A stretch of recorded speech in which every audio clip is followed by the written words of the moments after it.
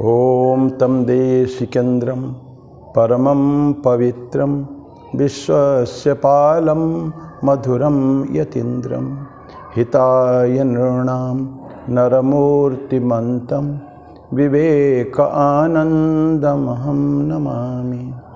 नमः श्रीयतिराजाय विवेकानन्दसूरये सच्चित्सुखस्वरूपाय स्वामिने तापहारिणे।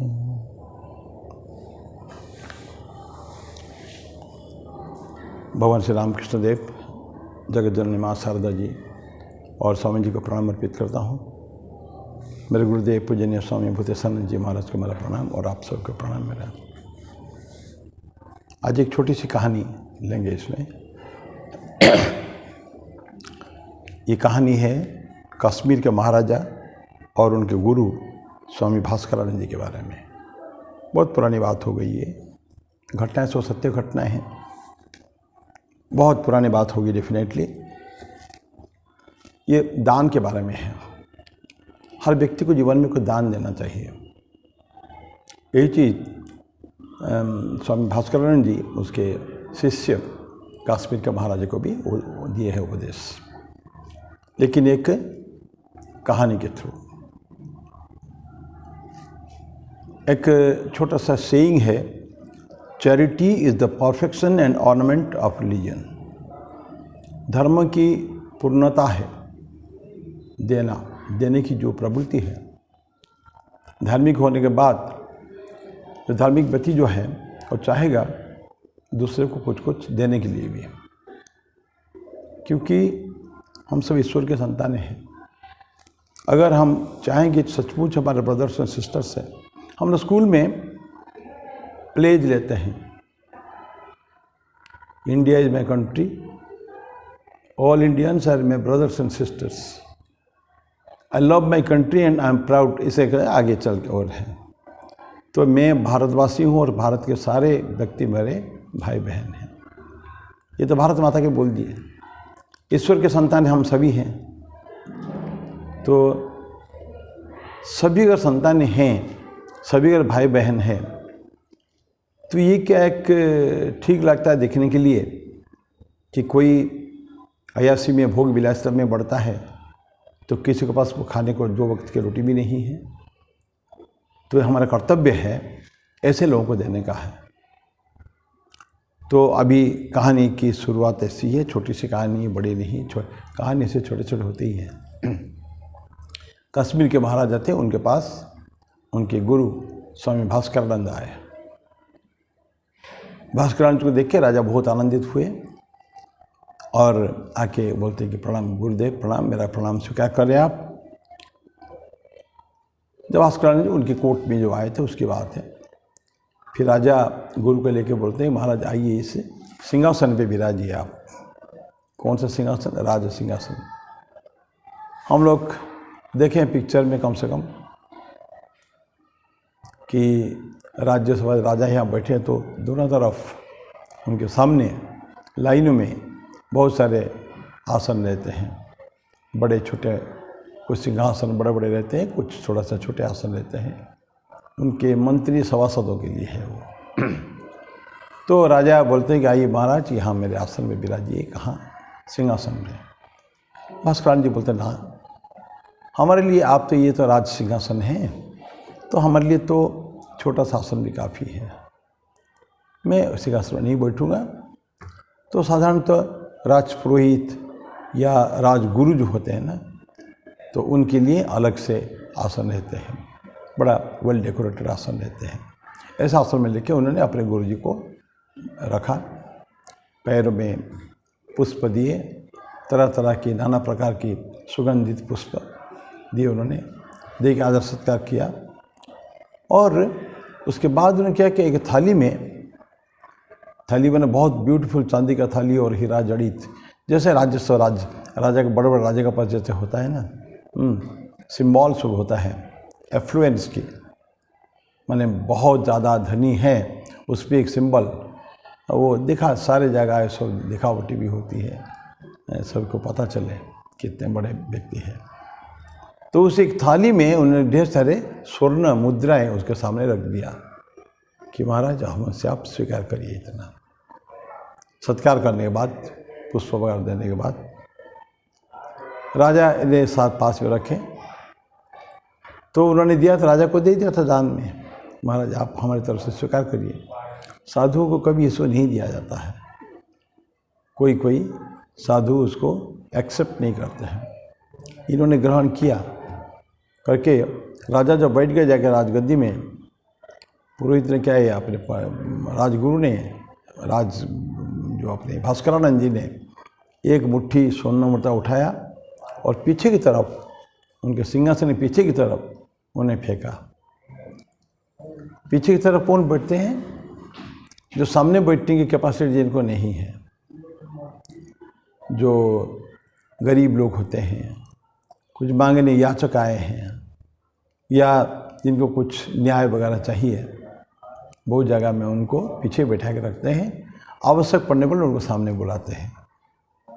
जब स्वर्ण मुद्रा लेके भास्करानंद जी ने कर दिया, उनका पीछे फेंका, तो राजा आश्चर्यचकित हो गए, बोले गुरुदेव आपने क्या किया? बोले कुछ नहीं महाराज राजन, ये ठीक ही किया, हम लोग तो साधु हैं, साधु को क्या है सोना दाना में, सोना हीरा चांदी में क्या मतलब, कोई मतलब नहीं। लेकिन मैं जो स्वर्ण मुद्रा फेंका पीछे, तो वो उन लोगों को चाहिए जिनको मैंने दिया। आप तो राजा है, आपने दे दिया हमको, मैं साधु, मुझे चाहिए नहीं। ना तो सामने जो बैठे हैं ये सभासद, मंत्री, सेनापति और जो बड़े बड़े जो स्टेट क्राफ्ट में जो टॉप क्लास पीपल होते हैं, वो राज्यसभा में विराजे, उनका स्थान मिलता है उनको राज्यसभा में। तो इनको भी नहीं चाहिए क्योंकि ये संपन्न व्यक्ति है। एक्चुअली जिसको चाहिए ये, और जिनका खातिर आप लोग नहीं करते हैं, वो लोग ये पीछे बैठते हैं आपके सिंहासन के पीछे। दरिद्र व्यक्ति, आपके राज्य की जो दरिद्र व्यक्ति जो कोई याचना करने के लिए आपके पास आए होंगे, या कोई विशेष प्रयोजन लेके यहाँ आपके पास आए होंगे, ऐसे लोग से पीछे हैं। मैं जो किया ठीक ही किया है, बस ये कह के राजा तो बैठ गए सब। तो ये जो कि और उनके रिक्वेस्ट करते हैं, महाराज आप इन व्यक्तियों को केयर ध्यान लीजिए हमेशा, आपके प्रजा है वो, और प्रजा को खुश रखना, सुखी रखना राजा का कर्तव्य है। तो आपको जितना उनके लिए हो सके करना चाहिए उनके लिए।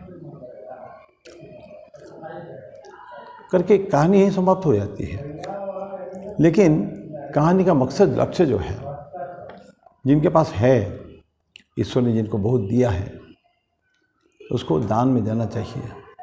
यज्ञ दान तप कर्म न त्याज्यमिति, ऐसा गीता भगवद गीता में कहते हैं। यज्ञ, दान और तपस, ये तीन कर्म पवित्र कर्म हैं, इसको हमेशा करते रहना चाहिए। तपस तो अपने के लिए, ज्ञान, दान, लेकिन दान को आपको एक्सरसाइज करना है किनके लिए? जिनको आवश्यकता है, ऐसा बहुत लोग हैं उनकी आवश्यकता है। अच्छा एक चीज़ है, दान देके कभी कोई गरीब नहीं होता। कभी आप नहीं देखेंगे दान देके कोई गरीब हो गया, नहीं होते। जितना देंगे आपको वापस आएगा। Only have to have patience, धीरज रखना पड़ता है, कब आएगा पता नहीं। कभी गाना सुनते थे हम लोग बहुत पुराने, गरीबों के सुनो तुम, वो तुम्हारी सुनेगा, तुम 1 पैसा दोगे और 10 लाख देगा। बहुत पुरानी गाना था। 10 लाख देगा नहीं पता नहीं, लेकिन स्वामी जी कहते हैं Vivekananda, it will come back to you 1000-fold। You give whatever you have, you give it, दे दो। तो ये आज की बात नहीं है। जो तथाकथित धनिक होते हैं ना, आजकल तथा भी फिर भी कुछ कुछ लोग देने लगे हैं। लेकिन मैं विवेकानंद स्वामी जी की बात के समय की बात करता हूँ। मैं यहाँ से इस कहानी से वी आर गोइंग आउट, बाहर जाके विषयांतर हो रहा है, लेकिन दान से ही हम लोग उसी टॉपिक पे हैं। स्वामी जी जब थे परिव्रज्या में, उन्होंने वैसे ही महाराज लोगों को रिक्वेस्ट किया था, आप अपना जो प्रजा है उनके लिए कुछ करिए, और उसको एक मूर्त रूप स्वामी जी का ये जो appeal to the kings and monarchs, तुम करो इस चीज़ को, उसका एक मूर्त रूप स्वामी जी के गुरु भाई स्वामी अखंडानंद जी महाराज जब परिव्रजा में थे, उन्होंने करके दिखाया जीवन में। अखंडानंद जी महाराज जब खेतरी में थे, जो दूसरे राज्य में थे, देखिए उन्होंने परिव्रजा में थे, वो लंबे लंबे समय तक उस राज्य में रहते थे। एक राजा कुछ कर ही नहीं रहे हैं गरीबों के लिए। बहुत सुंदर आदर्श विद्यालय है, ये है, पढ़ाई के हर तरह की सुविधा है, लेकिन किन के लिए? उस राज परिवार के लोगों के लिए, और बड़े बड़े जो लोग हैं, मानिंद लोग हैं, उनके लिए है। गरीबों के लिए कुछ नहीं था। तो उन्होंने राजा को रिक्वेस्ट करके, क्षेत्रीय महाराज को, क्षेत्रीय महाराज स्वामी जी के, स्वामी विवेकानंद के शिष्य थे, उनको रिक्वेस्ट करके उनसे काफ़ी सेवामूलक कार्य उन्होंने करवाया था। और जैसे जैसे अलग अलग राज्य में, छोटे छोटे राज्य में गए राजाओं के पास, उन्होंने उनको बोल के गंगाधर महाराज स्वामी अखंडानंद जी ने उनसे कुछ दान काफ़ी करवाया था लंबा। तो स्वामी जी इस चीज़ के ऊपर बहुत इंपॉर्टेंस देते हैं, जिसके पास है he must give it to the haves, should give to the have nots, जाना चाहिए। तो दान इस क्योंकि किस भाव से करना चाहिए? एक ट्रस्टीशिप कंसेप्ट है ना, ट्रस्टीशिप। आप बहुत धनी हैं, लेकिन धन आपका अपना नहीं है, ये समाज का एक आपको रखने के लिए दिया गया। You are entrusted to the all this things. तो आप उसके न्यासी हैं।